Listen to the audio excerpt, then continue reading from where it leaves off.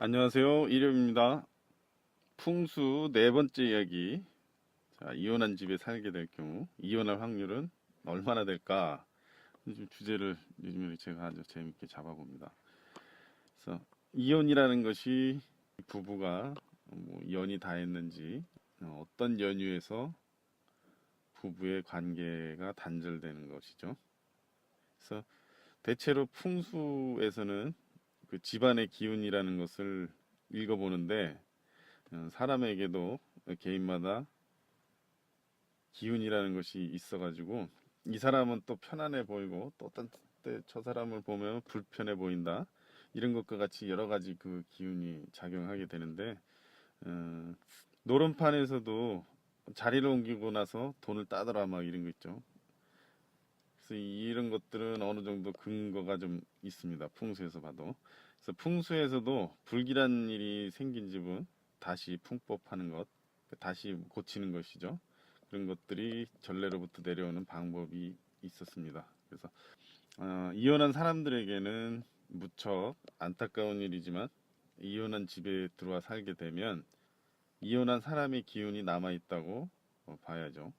이 기운을 견딜 만한 기를 가진 부부라면 문제가 없이 그냥 평상시대로 살겠지만 이혼한 부부들의 기운보다 약한 사람들이 그 집에 살게 되면 이혼할 가능성이 있다고 봐야 될 거예요.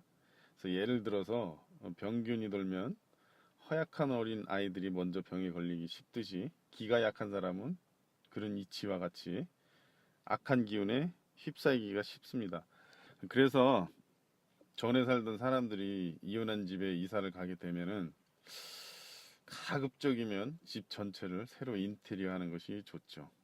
전체적으로 인테리어를 못하면 벽지나 아니면 또 부엌 이런 것들을 조금씩이라도 새로 고치는 것이 우리들 그 간습 습관적으로 하지만 그렇게 해서 새 기분으로 다시 새 기운으로 가는 것이 맞는 것 같아요. 그래서 굉장히 도움이 많이 되죠. 그래서 풍수에서는 집이란 한 가정 또는 한 사람의 삶에 무척 많은 영향을 준다고 보고 있어요. 이사를 가서 잘 되더라. 아니면 또 이사를 오고 난 후부터 집안이 시끄럽더라. 그래서 이러한 말들이 있듯이 그래서 풍수적으로 이유가 있는 거죠. 이혼이란 말은 부부가 서로 헤어지는 것이지만 여기서 이 헤어지는 과정에서 둘 사이에 뭐 좋아서 헤어지지는 않잖아요. 거의 좀 안 좋은 일로 헤어지니까 안 좋게 헤어지면서 서로 간의 그 원한을 조금씩 안게 되죠. 그래서 그 원한의 기운이 쉽게 가라앉거나 사라지지 않고 좀 남아 있는 걸로 보는 거죠.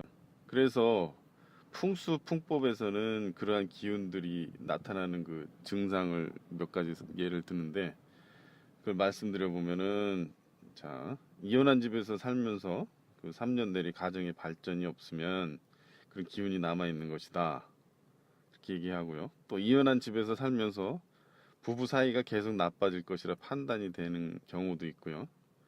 또 꿈자리가 좋지 않다고 느껴지면 그런 기운이 아직 있는 것이고 그리고 아이들이 뭐 좋게 성장하지 않으면 아이에게 영향이 가고 있다는 것. 뭐 이외에 많은 뭐 설례가 있는데 대표적인 거 몇 가지만 예를 들어보고요.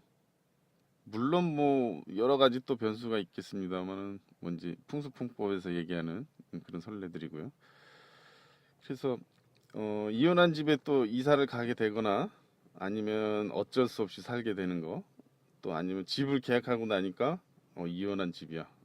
이럴 때는 이혼의 기운에 영향을 받을 확률이 높은 편이어서 참고해 주시는 게 좋을 것 같아요. 꼭 이혼하는 게 아니어도 그에 해당하는 스트레스를 받으면서 살게 될지도 모르기 때문에 잠깐 참고해 주세요. 이게 띠별로 정리한 건데 쥐띠하고 양띠가 부부일 때 그리고 또 소띠하고 말띠가 부부일 때 또 범띠하고 닭띠가 부부일 때 토끼띠하고 원숭이띠가 부부일 때 용띠하고 돼지띠가 부부일 때 또 뱀띠하고 개띠가 부부일 경우 요 여섯 가지 경우는 서로 그렇게 민감하게 반응하는 기운을 안고 있는 띠들이라 두 사람이요. 만약에 이제 이혼한 집에서 살게 되면 건강이나 재물 아니면 자녀 아니면 부부 사이에 좋지 않은 영향을 미칠 확률이 조금 있다고 보면 되겠습니다. 이건 참고 사항이에요. 그리고 또 그 이혼한 집은 그 두 사람이 그 집에 살면서 좋지 않은 불행한 기운에 휘말려서 이혼이라는 그 엄청난 고통을 겪은 곳이기 때문에 집에 터가 센 기운을 안고 있다라고 보시면 될 것 같아요. 따라서 우리 인간사 풍수의 그 양택에서 이혼한 집의 터는 기가 세가지고 보통 사람들이 살기도 벅차지만 기운이 예민한 상태에 있는 사람일 경우에는 위험할 수 있다 하는 것이죠. 그런 기운이 예민한 상태에 있는 사람의 예를 들어보면 부모님이 이혼하였을 경우요. 이분은 또 이혼에 대해서 또 예민한 기운이 있는 거죠. 그리고 또 한 번이라도 이혼하고 재혼한 경우에 이분 또 좀 예민하겠죠. 그리고 또 어릴 적에 큰 병이 있었을 경우 이분도 예민하신 분이고 전과가 있을 경우 과거에 바람기가 있었다고 느낄 경우 또 아이를 유산한 경험이 있을 경우 또 사업을 하는 사람일 경우 이런 분들은 좀 이혼한 집에서 살기가 예민한 사람이라고 보면 될 거예요.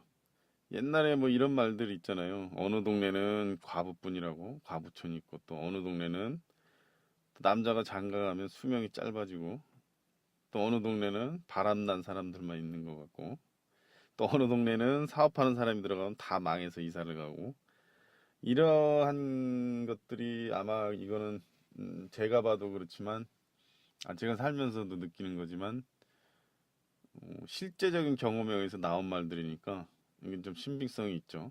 여러분들도 그런 거 많이 느껴보셨을 거예요. 어느 동네 가면 이런 사람 살고 또 저런 동네 가면 또 저런 사람들만 살고 그런 경우 많이 보잖아요. 그래서 이런 건 좀 신빙성이 있죠. 그러니까 결론적으로 말씀드리면 가급적이면 이혼한 집에서 살지 않는 게 제일 좋고요. 그리고 또 어쩔 수 없이 살게 될 경우에는 집 전체를 밝게 해서 그 기운을 청명하게 하는 게 좋고요. 그리고 제일 중요한 것은 본인 스스로가 그런 기운에 눌리지 않게 밝게 산다든가 아니면 부부가 더 돈독하게 해서 금실 있게 사는 게 가장 중요하다고 말하고 싶습니다. 그럼 끝으로 다시 한번 말씀드리지만 댓글 좀 많이 남겨주셔서 제가 좀 고쳐야 할 부분들 이런 것도 좀 말씀해 주시고요. 또 더 궁금한 거 있으면 또 그런 것도 말씀해 주시고요. 그렇게 해주시면 정말 고맙겠습니다. 그럼 또 다음에 뵐게요. 안녕히 계세요.